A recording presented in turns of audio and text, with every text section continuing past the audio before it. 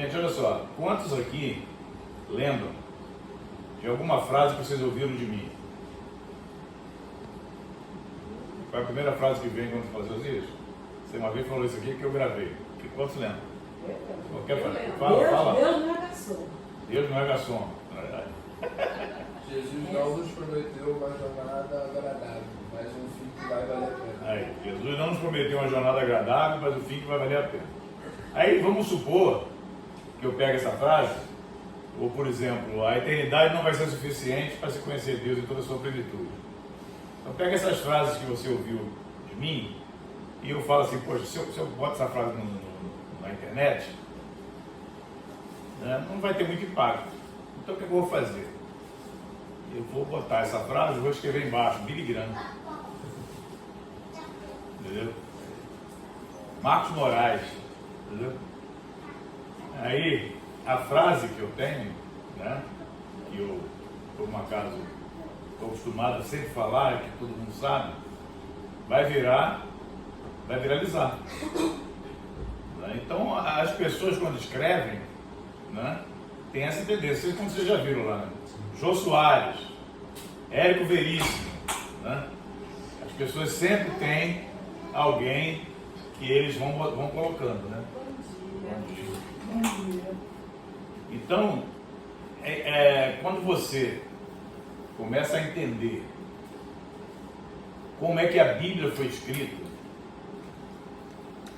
e como é que os livros apócrifos, que são, o apócrifo quer dizer oculto, apareceram, né?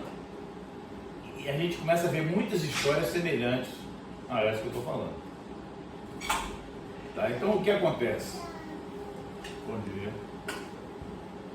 Então o que acontece? A gente vê, né, na história, tá, muitos fatos semelhantes. Então a pergunta hoje é: por que é que a nossa Bíblia tem 66 livros? Você sabe por quê? Alguém pode responder isso? Por que a nossa Bíblia tem 66 livros? Por que a Igreja Católica tem 7 livros a mais? Que são chamados apócrifos, mas livros apócrifos têm uma infinidade. Então hoje eu quero falar sobre isso, tá? Eu quero deixar aqui registrado para poder toda a igreja poder ver isso, né? Porque no encontro geral a gente não consegue atingir toda a igreja também, então vamos gravar hoje aqui para poder ficar para todos os discípulos assistirem isso, ou colocar no YouTube para assistir. Tá? Isso é importante, já que nós estamos falando agora esse final de ano sobre a importância da meditação, da leitura e meditação da palavra. O Luiz já começou a falar no domingo passado sobre isso, no próximo encontro geral vamos continuar. Mas eu quero deixar registrado, vocês precisam entender esse negócio, que a Bíblia é a palavra de Deus, né? Que a Bíblia é a palavra que Deus nos deixou, tá, para vivermos. Então é o nosso manual de vida. Então não tem, né, como hoje em dia a pressão está muito grande para se fazer o quê? Contextualizar a Bíblia. Né? Então a gente tem que entender como é que isso tudo chegou até nós para podermos realmente ter essa fé e passar essa fé de uma forma inquestionável, porque a Bíblia é a infalível palavra de Deus. Ela é inquestionável palavra de Deus. Tá? A verdade. Tudo que a gente precisa, tá, para viver, para praticar, tá, o que o Senhor quer para nós. Amém, querido? Amém. Interessante a gente entender que toda religião tem um livro. Toda religião tem um livro. Você vai lá, pega lá os muçulmanos têm o Alcorão, né, todos eles têm os seus livros. E acha aquilo ali lindo e maravilhoso. Todo mundo tem essa tendência, né? Mas o que acontece? A gente tem que entender a diferença do livro religioso, do livro histórico, tá? Dos livros místicos, aquelas histórias místicas da Grécia, né? O Minotauro, aquelas coisas todas, né? Então, existem livros de todos os tipos, e a diferença disso tudo para a infalível palavra de Deus. O que é que chegou no final, pegou 66 livros e falou assim, não, isso aqui é a palavra de Deus. A gente precisa entender esse negócio. Então, primeiro, por que existe esse tal de livros apócrifos? Né? Gente, são muitos livros que foram escritos por diversos tipos de pessoas, né, com várias intenções. Primeiro, satisfazer a curiosidade das pessoas, por exemplo, sobre o Jesus, a infância de Jesus. Na nossa Bíblia você não tem muito detalhe sobre a infância de Jesus. É só lá quando ele tinha lá 12 anos, lá no templo, com os doutores lá, só aquele fato ninguém sabe. Então, várias pessoas escreveram coisas sobre a infância de Jesus, dizendo, por exemplo, que Jesus uma vez ressuscitou um passarinho que ele viu morto no chão. Dizendo, por exemplo, que Jesus, quando andava, flores nasciam no caminho. Então, vários livros chamados apócrifos, que você começa a olhar e você começa a ver toda uma fantasia de coisas que não tem veracidade nenhuma, não tem comprovação nenhuma, que foram rejeitados, do chamado livros canônicos, o canon, aqueles livros realmente que é o quê? A régua de medir. Canon é a régua de medir. Os 66 livros que foram formados. Então, lá no século IV, começou então a ter um estudo entre os homens de Deus lá, os sacerdotes, para se formar. Por quê? Porque surgiu lá uns hereges lá que começou a falar assim, não, isso aqui, a carta de Paulo aqui a gente aceita, mas esse evangelho não, só vou aceitar esses dois aqui, os outros não. Então, começou a existir pessoas, começou a existir pessoas que tentaram fazer do seu jeito, surgiu a necessidade então de criação de concílios para que pudesse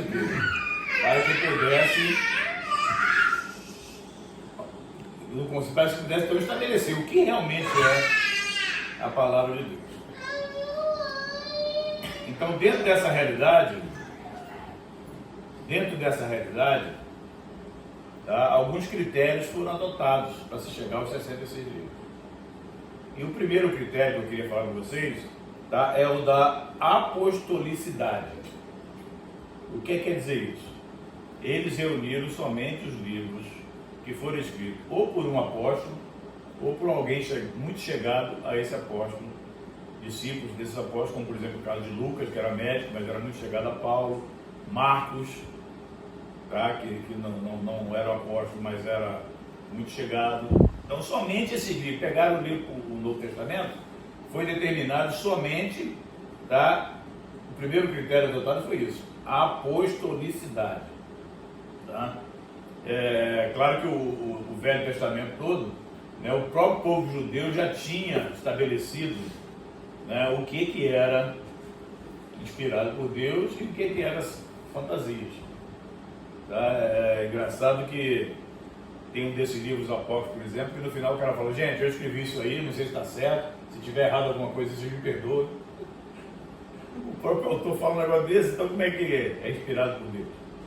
Então, critérios assim que foram adotados para se chegar aos nossos 66 livros. A gente tem que estar seguro disso, tem que estar confiante nisso. O segundo critério adotado é que tudo o que estava escrito tinha que concordar com o ensino apostólico. Isso falando do século IV, já começando. Tinha que concordar com o ensino apostólico. Então, por exemplo, eles retiraram, por exemplo, livros que tinham ensino sobre o purgatório, por exemplo, sobre o culto aos santos. E se você começar a ver a história, por que os católicos adotaram vários livros? Porque eles tinham essa necessidade. Porque o Evangelho, os 4 Evangelhos, por exemplo, os 4 Evangelhos é uma coisa muito dura. Não tem uma coisa mais maleável, não. Então aí foi começando a aceitar vários outros livros. Aí você pega, por exemplo, um livro lá de Evangelho de Tomé, e você começa a ver então algumas coisas falando sobre Jesus e Maria Madalena como amantes. E até hoje chega a história para nós tirada desse livro apócrifo. Até o fato, por exemplo, de Pedro foi crucificado de cabeça para baixo. Isso na Bíblia não está. mas está nesses livros históricos. Então o pessoal pega isso e a Igreja Católica hoje, ela tem vários dogmas e doutrinas, né, que são baseados nesses livros todos que são tirados. Inclusive para muitas festas e coisas desse tipo. Então, depois da reforma, que foi realmente estabelecido ali tudo, os 66 livros, né, foi-se tirado tudo e qualquer coisa que era diferente do ensino inicial dos apóstolos, que a coisa estava muito fresquinha no século IV. E o terceiro ponto é a universalidade. Tá? Tinha que ser o livro que era usado por toda a igreja. A igreja já tinha se espalhado no século IV. A igreja já tinha, né, entrado na África, já tinha entrado, né, na Ásia, já tinha partido para a Macedônia, que é a Europa. A igreja já tinha se espalhado. Então, quais são os livros que, em comum, todos estão usando? Então, vocês estão vendo o critério? Tá? Então, esses critérios foram adotados. E a coisa mais fascinante que tem é o critério da interligação que há entre os livros. Que, apesar de ter sido escritos em vários países diferentes, por vários tipos de pessoas diferentes, né, médico, general, né, pescador, vários tipos de pessoas escreveram, e ela mantém uma unidade entre si. Ela mantém algo que você fala, poxa, caramba, você olha ali, aí você vê o livro de Levítico e o livro de Hebreus. Que interligação. Aí vocês veem lá a serpente em Êxodo que foi levantada, e João 3, versículo 14, dizendo, assim como a serpente foi levantada. Você vê a tentação de Jesus usando a palavra para ir contra Satanás, usando o que? Deuteronômio. Então, uma coisa assim muito fascinante, a interligação que há entre eles. Tá? O catolicismo romano, ele aplica 7 livros a mais, que é o Tobias, Judite, 1º e 2º Macabeus, Sabedoria de Salomão, Eclesiástico, também chamado Sabedoria de Jesus, filho de Siraque, Siracide ou Ben Sirá. Ainda tem o livro de Baruque, que é incluído no último capítulo, a Epístola de Jeremias. Então esses 7 são colocados. Tá? Então, é óbvio, evidente que o concílio retirou esses 7 livros por achar realmente que não tinha essa compatibilidade com esses critérios todos adotados. Tá? Então é dessa maneira que a gente começa a ver realmente como é que essa história foi se formando e que eu queria deixar com vocês. Aí o que acontece? Tem vários outros livros apócrifos, não só esse da Igreja Católica. Tem aqui, eu fiz uma listazinha aqui para vocês. Primeiro, o livro de Adão e Eva, Apocalipse de Moisés, Apocalipse de Sidraque, Ascensão de Isaías, Assunção de Moisés, Caverna dos Tesouros, Epístola de Aristeias, Livro dos Jubileus, Martírio de Isaías, Oráculos Sibilinos, Prece de Manassés, primeiro livro de Enoque, isso é muito bem falado.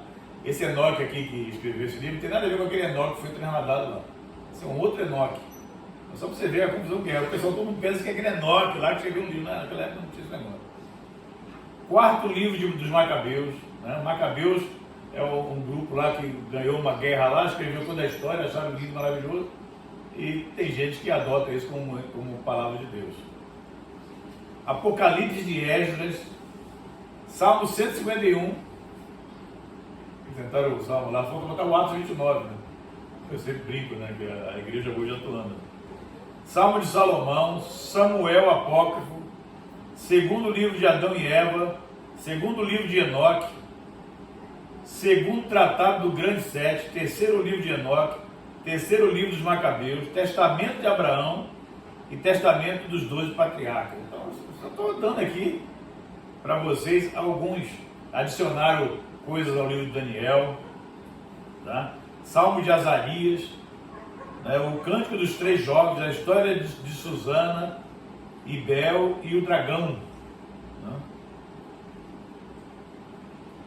Aí fizeram adições em Esther, Baruque, e também Eclesiástico ou Siracida, ou Ben Sirá, que eu falei, livro de Judite, primeiro livro de Macabeus, depois segundo Macabeus, já li, também tem segundo livro de Macabeus, ou segundo Macabeus, livro de Tobias, Sabedoria. Então, vários livros que surgiram, e todos esses foram rejeitados por um motivo. Primeiro lá pelo povo judeu, depois pelos cristãos primitivos, depois pelos cristãos da Reforma. Então, o fato é que chegou até nós 66 livros, que hoje é o que nós cremos que é a infalível palavra de Deus. Então você vê muita correlação ali, coisas escritas, por exemplo, Deus falou, palavras assim, Deus falou, assim diz o Senhor. Né? Então, esses critérios todos é o que foram adotados para a gente ter essa Bíblia, esse manual de vida nossa, essa bússola que nós temos, que é o nosso norte, que o Senhor deixou para nós. Ele mesmo não só inspirou, como fez chegar até nós hoje esses 66 livros de uma forma completa e definitiva. Então, cuidado com o que você escuta fora da palavra, porque você vai ouvir coisas assim tremendas, muito tremendas. Ah, caramba, Jesus e Maria Madalena, Jesus pequenininho. Tem um desses livros que fala que Jesus pequeno, o cara olhou, o cara fez para ele, fez um mal para ele, ele olhou assim para o cara morreu na hora. Enquanto a gente sabe que o primeiro milagre de Jesus foi a transformação da água em vinho. Né? Jesus, antes de ser batizado do Espírito Santo no Rio Jordão, quando a pomba veio sobre ele, não tinha feito milagre nenhum. A sua vida tinha sido perfeita, irrepreensível, já vivia uma vida no Espírito Santo, que foi gerado pelo Espírito Santo, mas ele só foi batizado do Espírito Santo só depois ele começou o ministério dele, só depois ele começou a fazer os milagres. Então, amém, querido? Então, essa é a palavra que chegou para nós, que a gente precisa ter essa base para a gente continuar falando sobre ela e para criar em você um desejo, tá, de se aprofundar cada vez mais na palavra. Amém?